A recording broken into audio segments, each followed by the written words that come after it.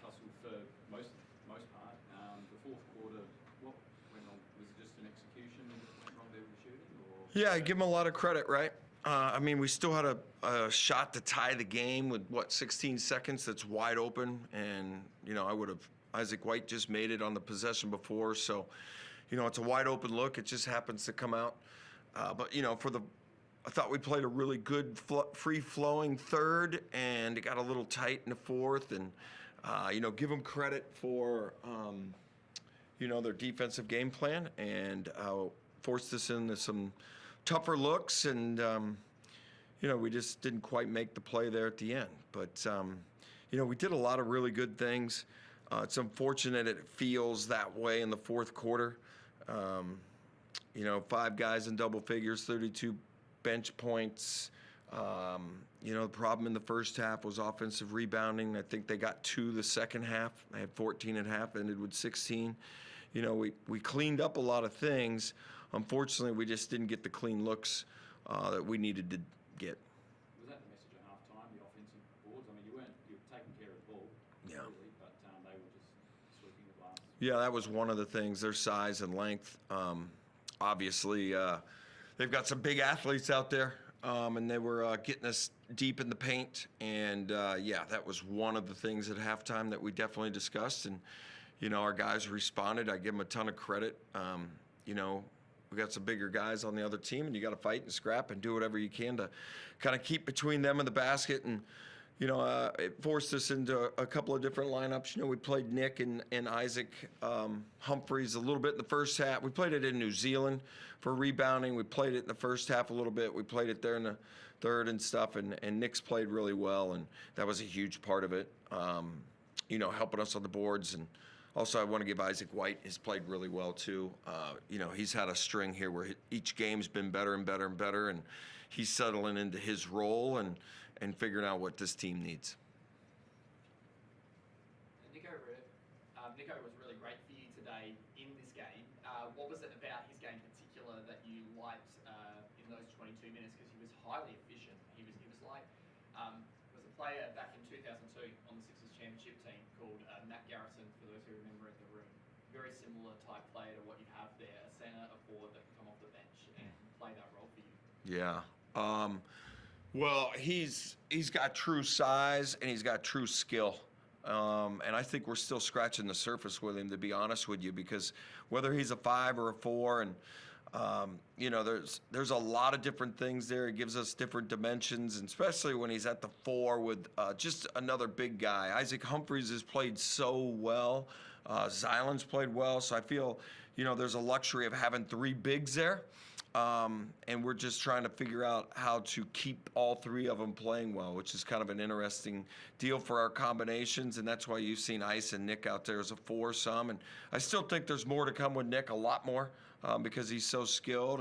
And one of those pieces will be the 3 ball. He's always shot the ball well in China. He hasn't quite found his rhythm from 3 yet, but he's done a lot of other things where he's finishing and he's passing, and got a little low post in there today and showed us his left hand on a floater, and but there's a lot there. Well, Windler didn't hurt you from the 3-point line this afternoon, but he certainly hurt you on the scoreboard again. He's proved to be a problem for Adelaide, as I was saying to John before in the previous press conference. So how do you sort of think about how to guard Windler next time you play the Perth Wildcats? Well, I'm not going to say it here in the press conference, would be number 1. He's an extremely talented player. I can clear visions of things that he did with the Cavaliers when I was in the NBA. He's a talented, hardworking kid, and one of the things he really does is rebound, and he rebounded at an NBA level. He's very, very efficient. But yeah, he got to the paint, and his size and his length was a problem. And we'll try to hopefully fix that before we see him again. But he's a talented guy, and he is going to get to some of his spots. Mike, can you talk about Isaac White's attitude off court? He's a very bubbly, great guy to be around. Yeah. What he brings to the locker room? Yeah, well, part of the plan of kind of changing this team and our culture and how the 36ers looked was was bringing in high IQ and high character guys, and he checks the box in both of those. I think we know who he is, and he's an Adelaide kid, which was another bonus for me. My owner loved him, but everything we found on Isaac White, man, glowing reports about his character, about his work ethic, about who he is, and I just felt like he was the right piece for us, coming in and kind of doing what he's doing. I kind of envision that, and you want to see those things happen. So I'm glad that he's kind of settled into the role. I kind of felt like he can be a guy that can really bring points and also bring a defensive toughness and an ability to switch with different guys. And I just think we're seeing that finally. It's taken him a little while to settle into a consistent role, and then there's different playing combinations with Bryce and with DJ or with Flynn, and what the big package is. But he's been outstanding, good as I was hoping, and everybody has sort of advertised. And I'm just glad that we got a chance to get him back in Adelaide and get him home and play in front of the hometown fans. Mike, at three-quarter time, you'd led for 19 minutes, they'd led for 3. You had the game where you wanted it. You start the last quarter well, you're up 6 with 7.5 to play, and then they close it out 18-5.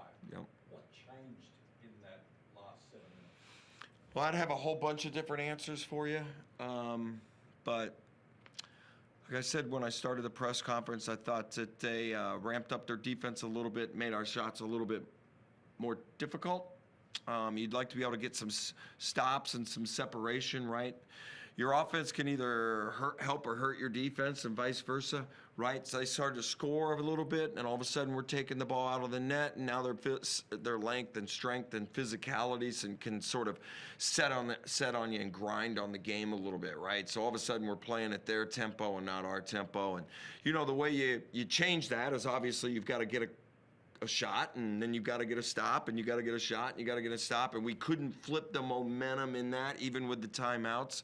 So you give them credit, right? That's kind of what this game is. We've been fortunate to kind of win a few of those here lately.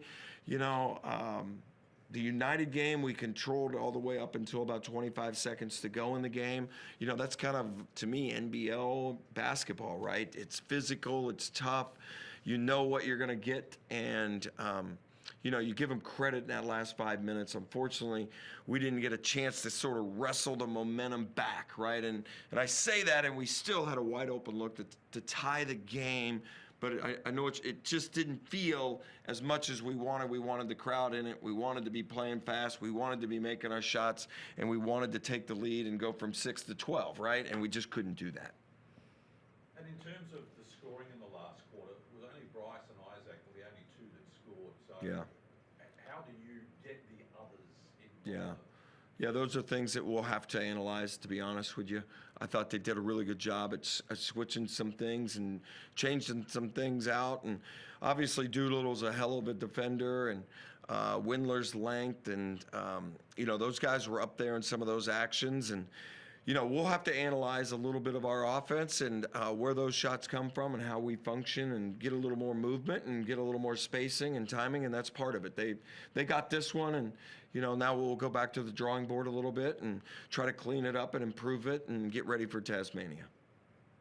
Mike, you talked about them upping their physicality. Bryce didn't get the free throw line today. Were you a little bit surprised about that? Yeah, he's in just so many actions. I think it's a really hard thing, to referee, and I think Michael Allen is outstanding.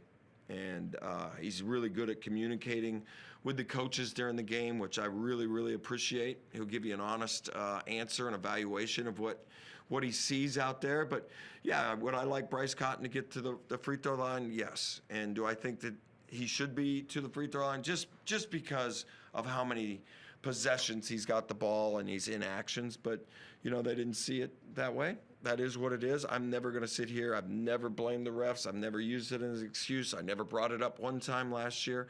They've made some really, really good stops down the stretch. Our shots weren't as clean as we wanted, and yet Isaac White had a wide open one to tie it. So we'll have to move on. Even if I did complain, it wouldn't change the outcome.